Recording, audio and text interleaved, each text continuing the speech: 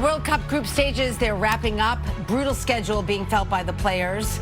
I thought we'd be feeling it too, but we're not. Joining us now to break down the science of player survival is Dr. Miho Tanaka, orthopedic surgeon at Mass General Brigham and the chief medical officer for the New England Revolution. We love seeing you, Dr. Tanaka. When we talked to you a lot, the Celtics were going for that wonderful championship. And anyway, we'll talk about soccer, which is great too. So many matches packed into a few weeks.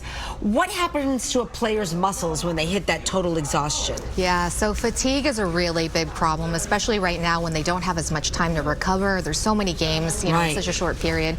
And essentially the fatigue can have two consequences. One is in terms of performance. So we know that when the muscles fatigue, you're not able to put out as much speed, as much power. Your reaction times will decrease, so it can influence the actual soccer aspect, but it can also influence your risk for injury as well.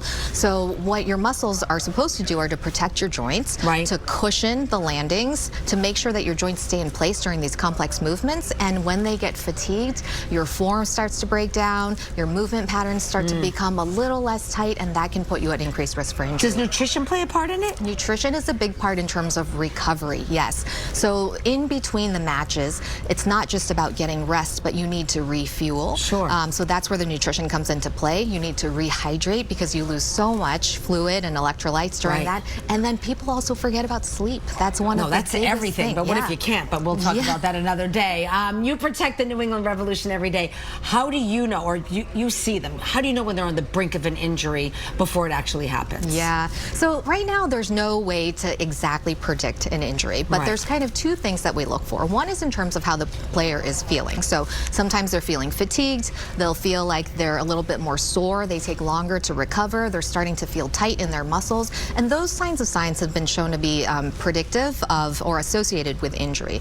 The other thing is more on the analytic side. So if they're starting to slow down a little bit, they're not generating as much speed or as much power, those things can influence your risk as well. When you watch the World Cup and you see someone go down with an injury, I mean, do you know, you know what I'm trying to say? Do you watch it differently than we do? Probably yes. So there's a couple of things. One is in terms of what actually happened. So what position did the foot go into or the knee go into? And that kind of gives us a sense of, is it a ligament injury or is it a muscle injury? And then after they go down, what happens afterwards, and whether they're putting weight on it, whether they're getting up, or how they're positioning their limb when they're holding it. All of those things give us a little bit of a sign of what might be going on. All right. So for the local athletes and the kids playing now, what is the best way? Because there are moms watching this, dads watching this right now, kids watching it. What's the best way that they can recover after a tough game? Is it go to get ice cream?